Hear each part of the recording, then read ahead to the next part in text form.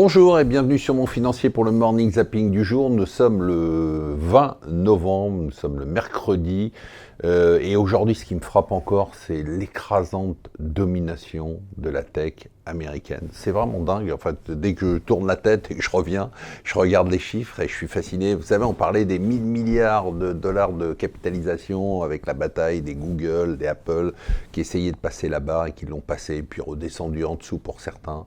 Amazon aussi. Et puis là, j'ai regardé les chiffres. Apple, 1200 milliards de dollars de capitalisation. 1200 milliards de capitalisation. Alors, ce qui est fascinant, c'est que si on regarde le S&P 500, hein, donc l'indice des valeurs américaines, a progressé de 25%.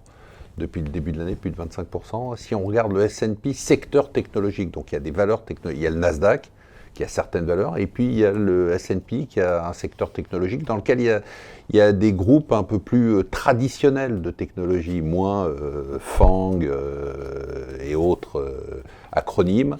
Eh bien celui-là a progressé de plus de 40%. Alors bien sûr, il y a les Apple et autres, mais vous avez des secteurs moins connus, hein, comme le secteur des fabricants de semi-conducteurs, plus de 80% de hausse, les fabricants de semi-conducteurs. Vous avez Visa qui est en hausse de 30%, vous avez Mastercard qui est en hausse de 40%. Enfin, c'est quand même très très spectaculaire. Les investisseurs se ruent. Il y a cet effet, il y a deux effets. Hein. Il y a l'effet momentum, c'est-à-dire plus ça monte, plus on investit.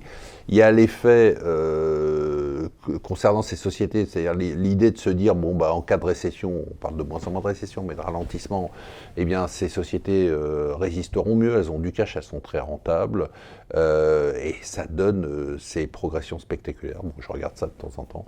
L'hypocrisie du jour, c'est la Chine, hein, qui fait des grandes déclarations sur l'environnement, les émissions de CO2, sa lutte pour l'écologie, et puis le FT nous apprend publié un rapport d'une ONG dans le domaine de l'énergie qui explique que les projets de construction d'usines fonctionnant au charbon, juste les projets en Chine, donc les projets des usines fonctionnant au charbon, seraient équivalents en termes de production à toutes les usines fonctionnant au charbon dans l'Union européenne. Quand on sait à quel point le charbon pollue, c'est quand même incroyable.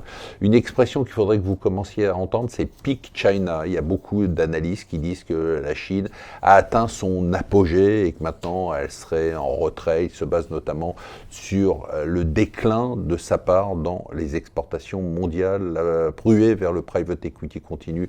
L'argent coule à flot. Le private equity, les gens disent c'est mieux que 0% sur votre compte bancaire, et puis c'est un peu mieux que la bourse, ce qui n'est pas totalement vrai, mais bon, voilà. Et donc, du coup, l'argent coule à flot, et on a des records, et le FT en parle, on a des records tous les jours sur les levées sur ces fonds. Alors, qu'est-ce que j'ai d'autre à vous dire? La page suivante, le chiffre du jour, ça vous concerne pas les plus jeunes d'entre vous, mais ça vous concerne, parce que vous allez devoir payer. C'est le prix médian d'une place en EHPAD en France, c'est 2000 euros. Si je vous dis que la retraite médiane, c'est 1827 euros. Vous avez compris qu'il y a quelqu'un qui va devoir payer, et ça ne sera pas moi. La couronne norvégienne, pourquoi j'en parle? Parce que je trouve ça amusant. C'est une des monnaies qui performe le moins bien cette année, notamment contre l'euro. Alors d'habitude, la couronne norvégienne, je vous dis ça parce que ça va vous aider pour votre repas de Noël, la couronne norvégienne normalement évolue en fonction du pétrole, hein, c'est normal. Eh bien, elle évolue maintenant en fonction du prix du saumon, qui a perdu 20% en un an. Il faut dire qu'il avait doublé, vous ne le saviez pas, moi non plus, en 10 ans. Et ensuite, les Allemands vont beaucoup s'énerver.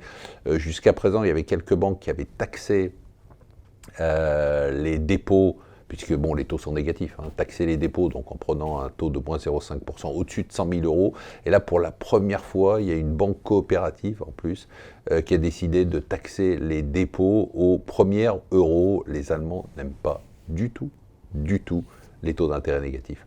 Voilà, je vous souhaite une excellente journée.